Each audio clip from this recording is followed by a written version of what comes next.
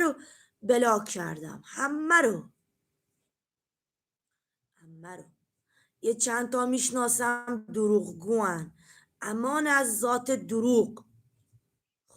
خانم یاد گرفته بیاد مشترک کانالت بیا دروغ بگه.